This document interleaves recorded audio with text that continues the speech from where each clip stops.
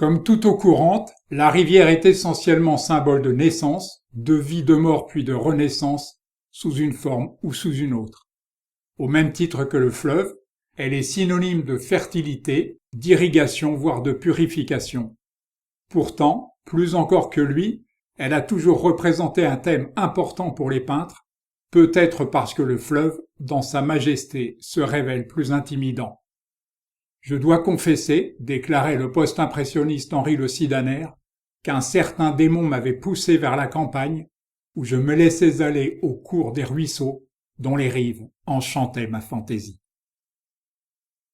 Ce maître flamand mourut dans le dénuement. Ses paysages d'hiver et surtout ses crépuscules obtinrent alors plus de succès que de son vivant. Il est le premier d'une longue lignée d'artistes peintres. On ne présente plus ce cofondateur de l'informelle école de Barbizon.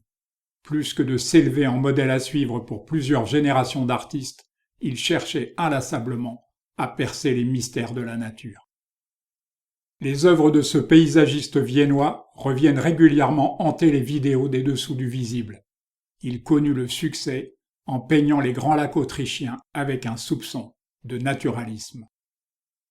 Inconnu dans notre pays, ce peintre néerlandais fut en son temps considéré comme le prince de la peinture de paysage. Aujourd'hui encore, les historiens en font le père fondateur du paysage romantique hollandais. J'ai l'honneur et le grand plaisir de vous présenter l'artiste peintre le moins connu de toute l'Hudson River School. Cette seule aquarelle devrait vous convaincre qu'un jour ou l'autre, son œuvre sera redécouverte.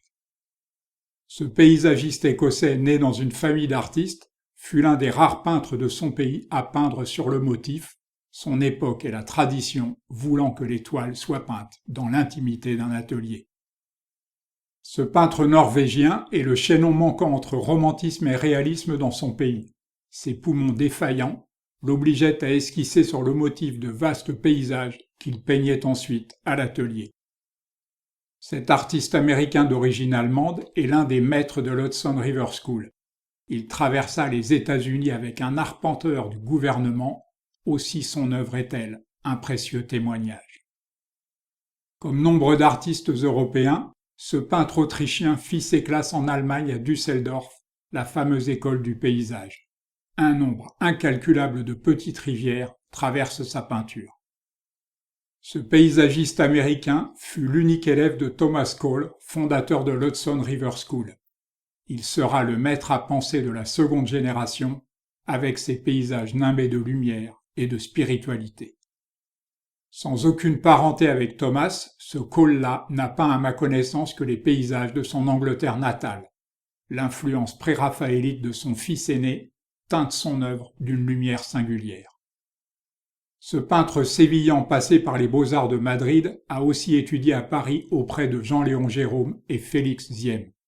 Ses bordeloises révèlent la forte influence qu'exerça sur lui la peinture de Daubigny.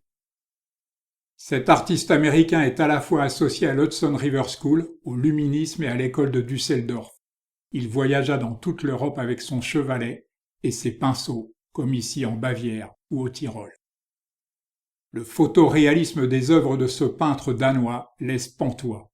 Peter Mørk Mondsted avait été l'élève de Peter Severin Krøyer dans son pays, avant d'être celui de William Bouguereau à Paris. Cet impressionniste polonais a privilégié l'aquarelle parce qu'il n'avait pas les moyens d'acheter des tubes de peinture à l'huile. Il deviendra l'un des artistes les plus importants de l'histoire de l'art de son pays. Mais je ne finirai pas ce poème visuel dédié aux rivières sans citer une fois encore Gaston Bachelard.